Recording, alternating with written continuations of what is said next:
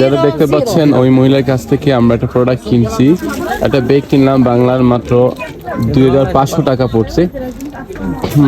এরা কিন্তু ইংলিশটা তত ভালো বুঝে না, যে কারণে এদেরকে বোঝাতে হয় তার ভঙ্গিতে, বা তারা বুঝিয়ে বুঝিয়ে বলে, নো ইংলিশ বলে।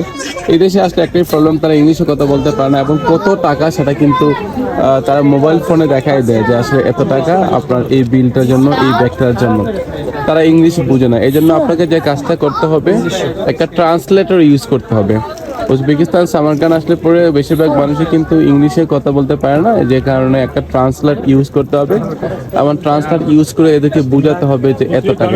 আমার বন্ধু কিন্তু দেখাচ্ছে তার ফোনে এত টাকা হলে আপনি দিবেন কিনা, কিন্তু সে কিন্তু বলছেন না। তো এভাবে কিন্তু আপনি কড়াকড়ি করে দাম ধরাধরি করেই কিন্তু আপনাকে কিনতে হবে, বাসাটা না বুঝলেও। Thank you so much.